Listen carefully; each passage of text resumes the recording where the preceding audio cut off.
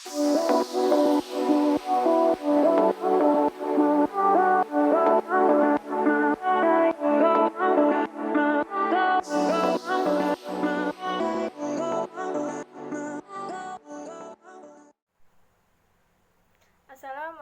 warahmatullahi wabarakatuh. Bertemu lagi dengan Ibu kali ini. Bagaimana keadaan kalian semua? Semoga kita semua selalu diberikan sehat walafiat. Sebelum memulai pembelajaran, lebih baik kita berdoa terlebih dahulu. Berdoa dimulai. Berdoa selesai. Dan untuk presensi kehadirannya, nanti silakan membuat list kehadiran melalui WA Group agar Ibu dapat mengecek siapa saja yang tidak hadir dan yang hadir dalam pembelajaran kali ini.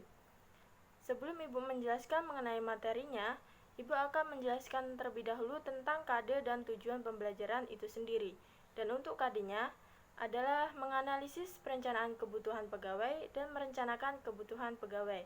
Dan untuk tujuan pembelajarannya adalah siswa mampu menjelaskan dan menganalisis tentang perencanaan kebutuhan pegawai.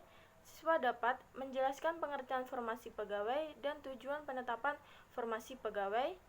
Siswa mampu mengidentifikasikan prinsip-prinsip penyusunan formasi pegawai, dan siswa mampu mengidentifikasikan sistem penyusunan formasi pegawai. Selanjutnya, Ibu akan menjelaskan materinya. Silakan disimak dan dipahami.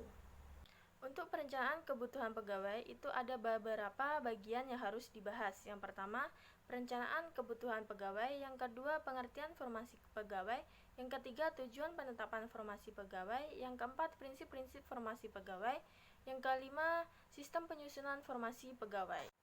Perencanaan kebutuhan pegawai itu merupakan tahap awal apabila kita ingin mencapai suatu hasil yang terbaik. Perencanaan kepegawaian itu merupakan suatu proses memprediksi keadaan dalam kebutuhan pegawai di masa yang sekarang maupun di masa yang akan datang, supaya dalam organisasi atau suatu perusahaan tidak kekurangan atau kelebihan pegawai dalam kualitas tertentu agar tujuan organisasi dan perusahaan tersebut tercapai.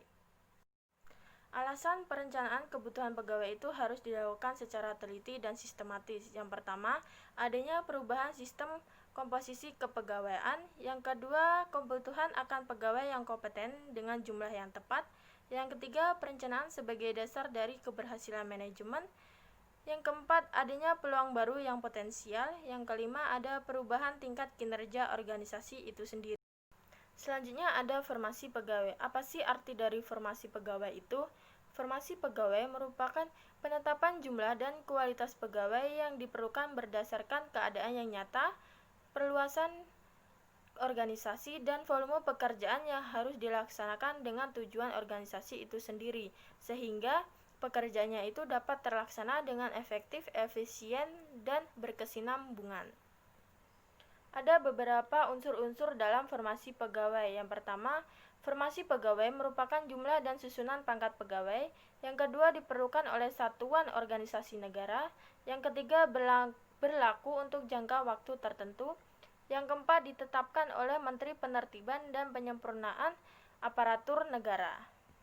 Kemudian ada tujuan penetapan formasi pegawai. Tujuan penetapan formasi pegawai itu sendiri adalah agar satuan-satuan organisasi negara mempunyai jumlah dan mutu pegawai yang memadai sesuai beban kerja dan tanggung jawab masing-masing dalam suatu pekerjaan itu sendiri. Formasi itu ditetapkan berdasarkan analisis kebutuhan dalam jangka waktu tertentu dengan mempertimbangkan berbagai macam pekerjaan. Dan untuk prinsip-prinsip formasi kepegawaian itu ada beberapa bagian. Yang pertama, jumlah pegawai itu harus sesuai dengan beban kerjanya. Yang kedua, formasi tersedia dengan adanya posisi jabatan yang kosong. Yang ketiga, beban kerja itu tidak berubah. Komposisi jumlah pegawai itu juga tidak berubah. Jadi sama-sama tidak berubah. Dan yang keempat, kebutuhan pegawai itu dinyatakan dalam jabatan dan syarat jabatan itu sendiri. Yang kelima, ditunjukkan dengan jumlah pegawai dalam jabatan. Yang keenam, peta jabatan dan uraian jabatan hasil dari jabatan tersebut. Kemudian ada sistem penyusunan formasi pegawai. Di sini ada dua macam sistem penyusunan formasi pegawai. Yang pertama, sistem sama, dan yang kedua, sistem ruang lingkup. Dan untuk sistem sama merupakan sistem yang digunakan untuk menentukan formasi yang memuat jumlah dan kualitas pegawai yang sama pada setiap satuan tanpa memperhatikan beban kerjanya itu sendiri. Contoh, pada suatu batalion infanteri, jumlah dan kualitas pegawai pada setiap batalion adalah sama tanpa memperhitungkan tempat batalion tersebut bertugas. Yang kedua ada sistem ruang lingkup. Sistem ruang lingkup merupakan sistem yang digunakan untuk menentukan formasi yang memuat jumlah dan kualitas pegawai berdasarkan jenis, sifat, dan beban kerja pada waktu tertentu. Sistem ini digunakan untuk menyusun formasi di instansi pemerintah karena jumlah jabatan struktural dan fungsionalnya itu beragam. Jadi dapat disimpulkan bahwa perencanaan kebutuhan pegawai itu sangat penting bagi suatu organisasi maupun perusahaan, dikarenakan adanya perubahan komposisi pegawai dan adanya peluang baru yang berpotensial dan adanya perubahan tingkat kinerja suatu organisasi itu sendiri. Dan untuk tujuan penetapan formasi itu bertujuan sebagai bahan perencanaan kepegawaian dan meningkatkan tingkat kinerja pada suatu organisasi tersebut.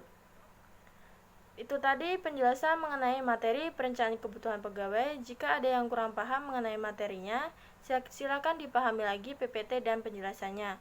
Dan jika ada yang ingin ditanyakan, silakan didiskusikan melalui WA Group. Terima kasih sudah menyimak video pembelajaran kali ini. Semoga bisa bermanfaat bagi kita semua.